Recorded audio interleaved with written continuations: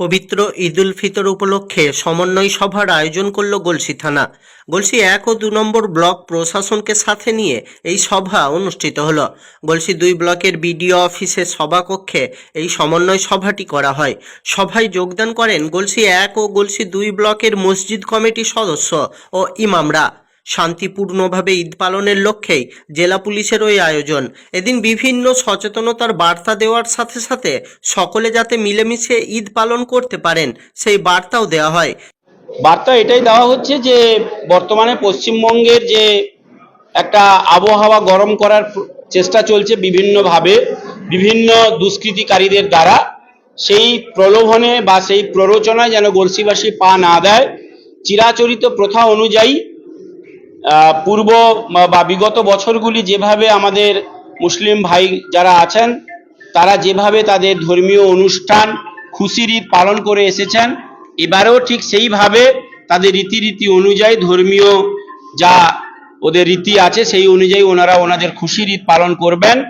যদি কোথাও কখনো কোনো রকমের কোনো অপ্রীতিকর খবর বা সোশ্যাল মিডিয়াতে কোনো অপ্রীতিকর সংবাদ ওনারা দেখতে পান, তা যেন আমাদের প্রশাসনের কাছে সঙ্গে সঙ্গে পৌঁছে দেওয়া হয়, তাতে আমরা যাতে সঙ্গে সঙ্গে ব্যাপারটা ওখানে কন্ট্রোল করতে পারি এবং যে বা যারা দুষ্কৃতীরা এই অপ্রীতিকর সংবাদ বা অপ্রীতিকর বার্তা যদি সমাজ মাধ্যমে ছড়ায় তার বিরুদ্ধে আইনানুগ ব্যবস্থা নিতে পারি।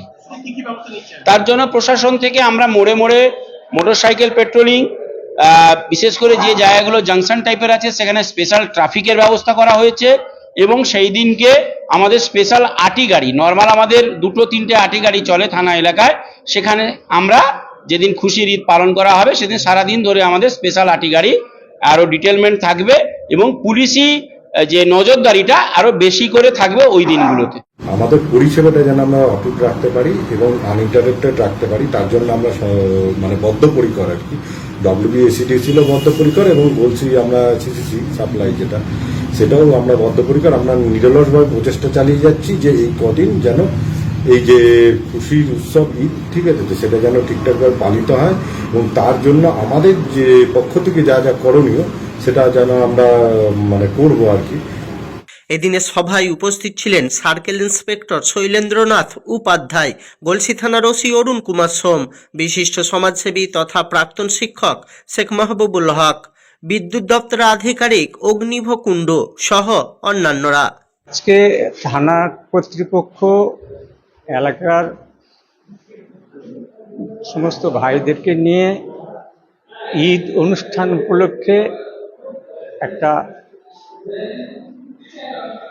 মিটিং করেছিলেন, সেই মিটিং উপস্থিত হয়েছিলাম। এটার অর্থ কি? এটা মানুষ যাতে শান্তিভাবে ঈদ পালন করা হচ্ছে তার জন্য? হ্যাঁ, মানে what to do, what not to do, কি করবে কি করবে না, খুব পরিষ্কার পরিচ্ছন্নভাবে ওসি সাহেব এবং অন্যান্য ব্যক্তিবৃন্দ সেটা বর্ণনা করেছেন। সেইখান থেকে আমরা সেগুলো নেব এবং আমরা আমাদের ফিল্ডে গিয়ে সেইগুলোকে ইমপ্লিমেন্ট করব, তাহলে আমরা ঠিক জায়গায় পৌঁছাতে পারব।